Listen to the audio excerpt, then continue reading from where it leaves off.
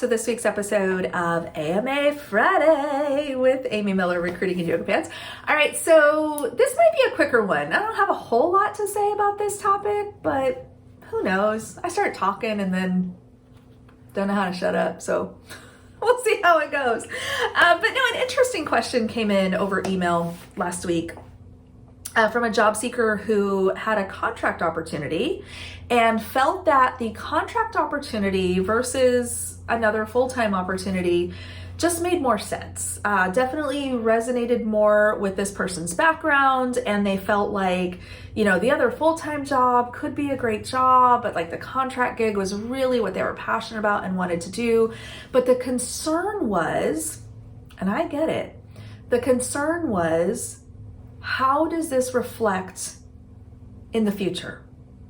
If I take a contract gig now, or if I've been a contractor, how do recruiters look at my resume in the future?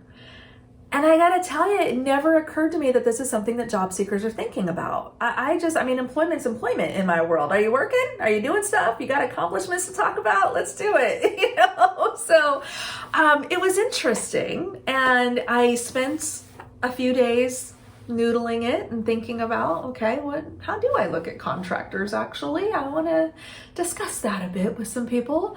But no, it sparked some really good conversation. I've kind of checked in with some managers and some other recruiters and kind of got sanity checked my own beliefs on this and got some good guidance, which I want to then share with all of you. All right, so here we go. How do recruiters look at contract experience? The biggest challenge that contractors have, or someone coming from a contract position, is that there is sometimes a belief, right or wrong, there is sometimes a belief that this person is more narrow in the scope of their work.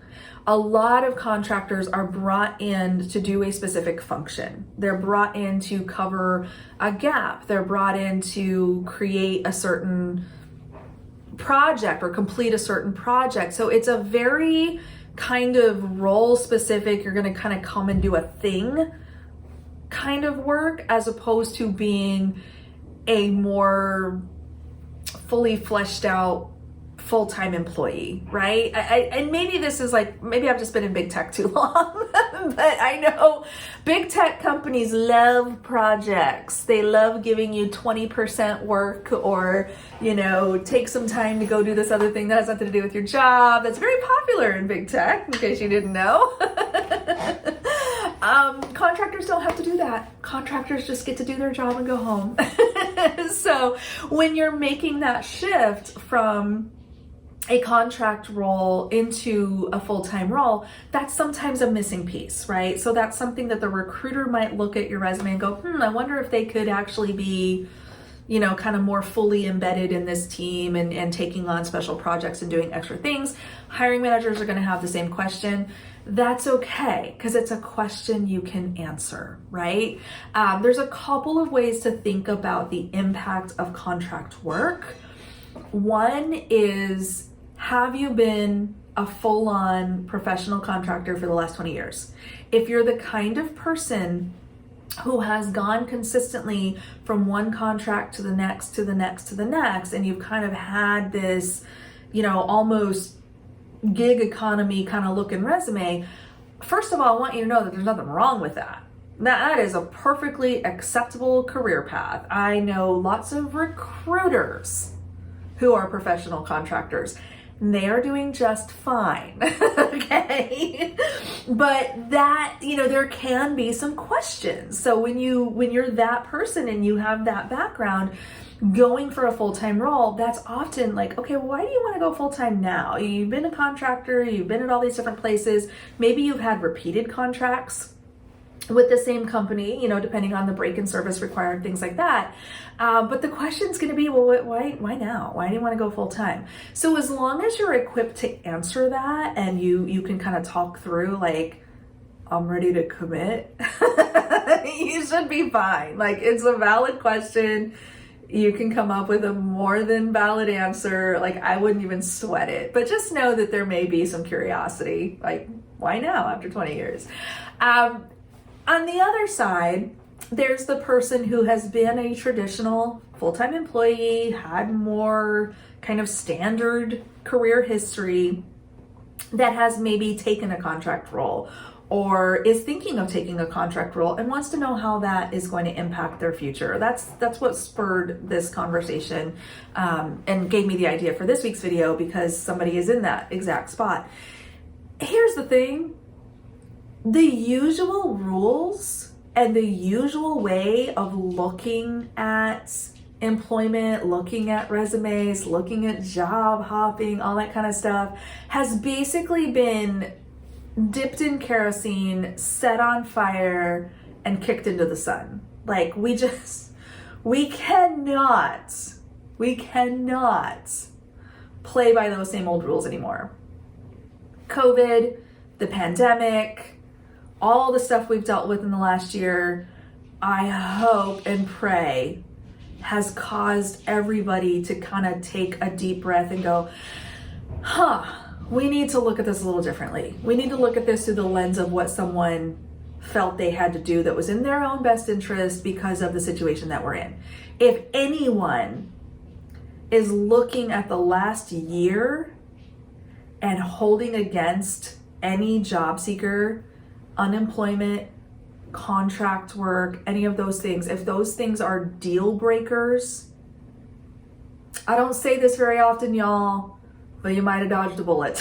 Okay? I mean, that is not an environment I would want to be in, because this last year and a half has been a shit show. All right. And I think we all owe it to ourselves and each other to just little extra grace there, little extra understanding. So that's number one. So I think it is a different conversation than I might have had with you 2 years ago because of pandemic and what that's done to economy and working world and all of that.